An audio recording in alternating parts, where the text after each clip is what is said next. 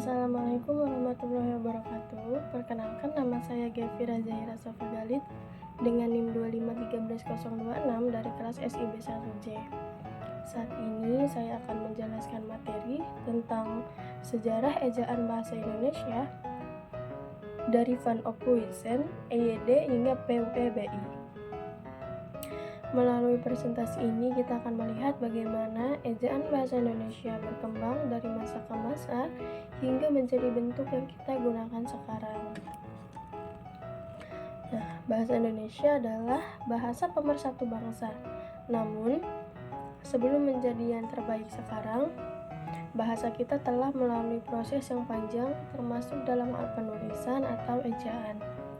Ejaan sendiri sangat penting karena menentukan bagaimana kata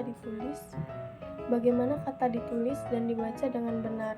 Seiring perkembangan zaman, ejaan bahasa Indonesia mengalami beberapa kali perubahan besar, dimulai dari ejaan Van Ophuijsen pada tahun 1901, lalu ejaan Suwandi atau ejaan Republik pada tahun 1947, kemudian ejaan yang disempurnakan atau EYD tahun 1972, dan terakhir PUEBI, yang yaitu pedoman umum ejaan bahasa Indonesia yang kita gunakan hingga sekarang. Sebelum membahas sejarahnya, kita harus memahami dulu apa itu ejaan. Ejaan adalah sekumpulan aturan yang mengatur cara menulis huruf, kata, tanda baca, dan unsur serapan dalam suatu bahasa. Fungsinya untuk menyeragamkan penulisan, memudahkan komunikasi, dan mencegah kesalahpahaman dalam tulisan. Dengan adanya ejaan, semua orang bisa membaca tulisan yang sama dengan cara yang sama pula. Selanjutnya, yaitu latar belakang sejarahnya. Pada masa penjajahan Belanda, bahasa Melayu itu digunakan sebagai bahasa pengantar di sekolah dan pemerintahan. Namun penulisannya itu belum memiliki aturan yang baku. Jadi banyak orang menulis satu kata dengan cara berbeda-beda. Nah, untuk mengatasi hal ini, pada tahun 1901 disusunlah sistem ejaan pertama yang disebut ejaan Van Ophuijsen, yaitu yang menjadi dasar penulisan bahasa Melayu yang kemudian dikenal sebagai bahasa Indonesia. Nah, ini dia ejaan Van Ophuijsen tahun 1901 sampai 1947. Ejaan ini itu disusun oleh seorang ahli bahasa Belanda yang bernama Charles Andriessen Van Ophuijsen. Ejaan Van Ophuijsen menggunakan huruf Latin, namun masih sangat dipengaruhi oleh ejaan Belanda. Contohnya, huruf OE digunakan untuk bunyi U, seperti kata gerai yang sekarang menjadi guru. Huruf DJ digunakan untuk bunyi J, seperti jalan menjadi jalan. Huruf TJ untuk bunyi C, misalnya jatat menjadi catat.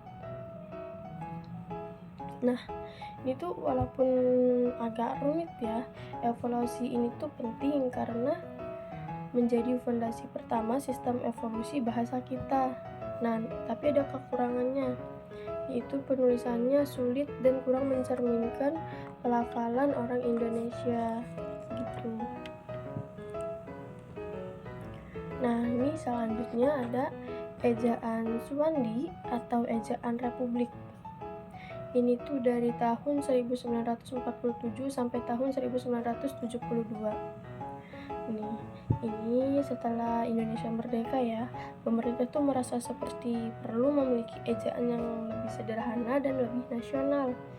Maka pada tahun 1947, Suwandi yang saat itu menjabat sebagai Menteri Pendidikan memperkenalkan ejaan Republik.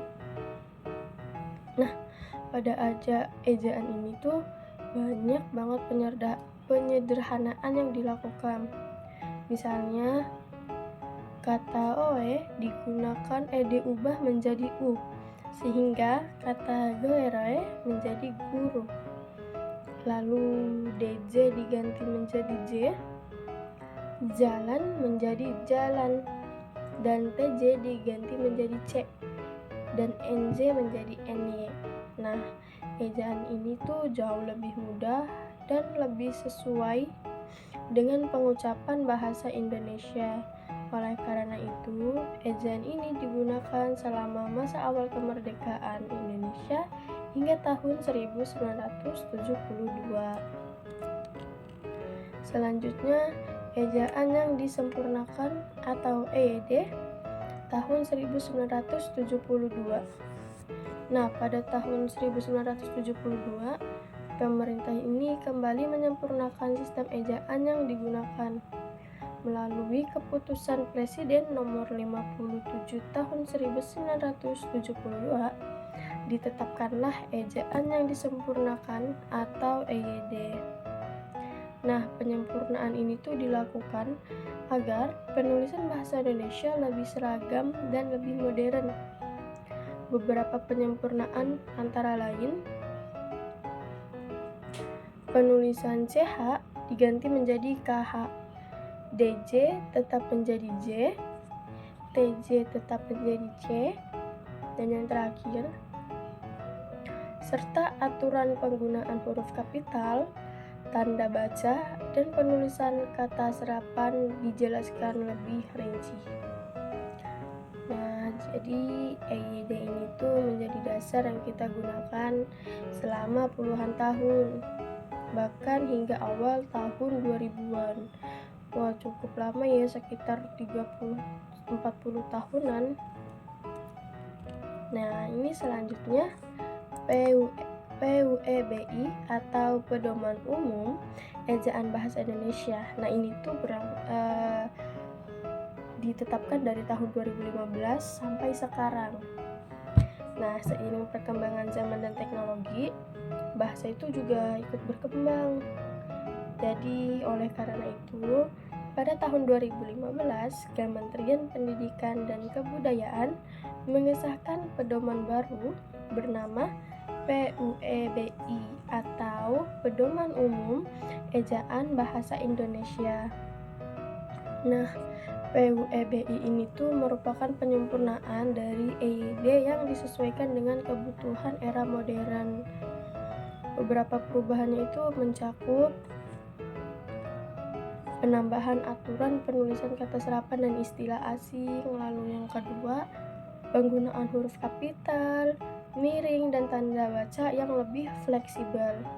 Dan yang ketiga, serta penyesuaian terhadap penggunaan bahasa di dunia digital seperti media sosial dan email. Nah, jadi itu hingga saat ini PUEBI itu menjadi pedoman resmi ejaan bahasa Indonesia yang kita gunakan dalam tulisan akademik, jurnalistik, dan komunikasi resmi. Selanjutnya, kita akan membandingkan ketiga ejaan tersebut. Nah, jika kita membandingkan ketiganya nih ya, ini tuh bakal terlihat perkembangan yang signifikan.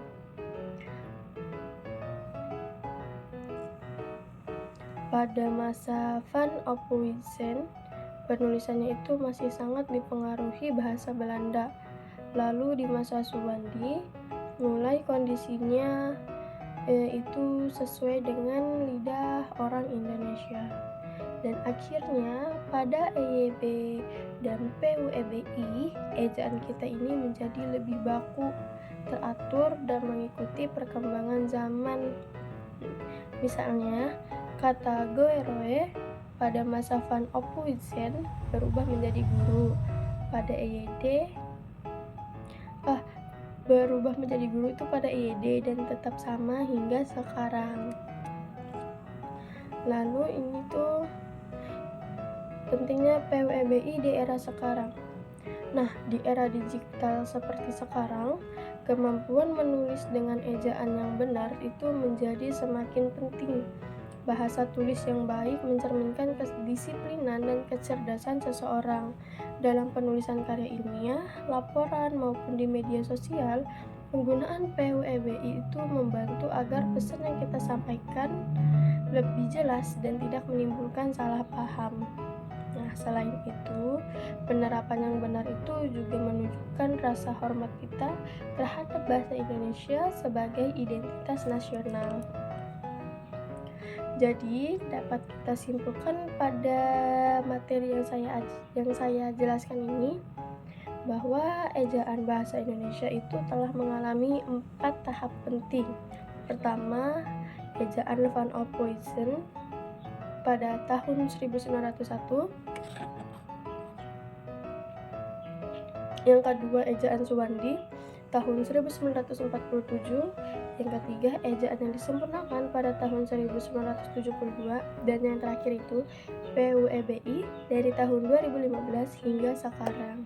Nah, setiap perubahan itu tuh dilakukan untuk menyempurnakan penulisan agar lebih mudah, praktis, dan sesuai perkembangan zaman. Sebagai mahasiswa, sudah seharusnya kita ini harus memahami dan menerapkan PUEBI dalam setiap tulisan akademik maupun komunikasi resmi. Karena perubahan ejaannya bukan sekadar soal huruf, tetapi juga mencerminkan kemajuan bangsa dalam menjaga bahasanya sendiri. Sekian materi yang saya jelaskan. Terima kasih. Wassalamualaikum warahmatullahi wabarakatuh.